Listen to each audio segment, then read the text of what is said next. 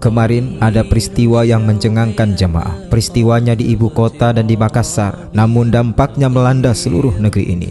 Pelakunya diidentifikasi sebagai seorang muslim dan muslimah. Subhanallah, apakah seorang muslim dan muslimah seperti itu? Sehingga banyak orang yang menjadi takut dengan Islam. Mereka menyangka bahwasanya Islam adalah teroris. Mereka menyangka Islam adalah agama kekerasan, Islam adalah pembunuhan, Islam adalah pertumpahan darah. Namun hal ini sesungguhnya tidak benar dan tidak dibenarkan dalam syariat Islam. Sebab Islam asalnya adalah agama rahmat, Islam asalnya adalah kelembutan. Firman Allah Subhanahu wa taala, "Wa ma arsalnaka illa rahmatan lil alamin." Dan tidaklah kami mengutus engkau wahai Muhammad kecuali sebagai rahmat bagi seluruh alam, termasuk di dalamnya rahmat bagi orang-orang non-muslim.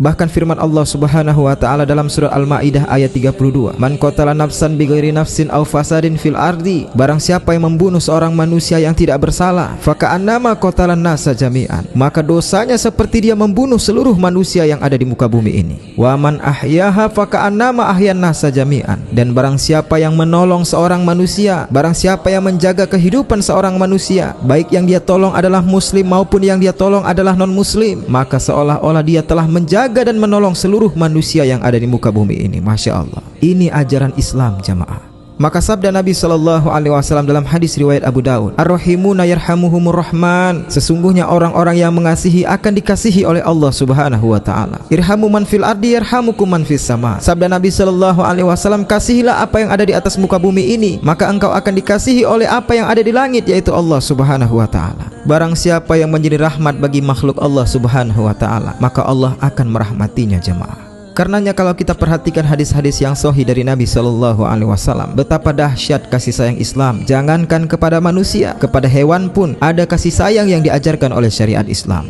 Bahkan tak kalah seorang menyembelih kambing untuk dia makan, syariat menganjurkan untuk menyembelihnya dengan cara penuh rahmat. Kata Nabi SAW, "Wa syatu in rahimtaha rahimakallah." Seandainya kambing yang kau potong dengan penuh kasih sayang, tidak kau potong dengan cara yang menyakitkan, tidak kau potong dengan cara yang asal-asalan, tapi engkau potong dengan ada rahmat dari dalam hatimu, maka Allah akan menyayangimu pada hari akhirat kelak. Masya Allah, ini ajaran Islam.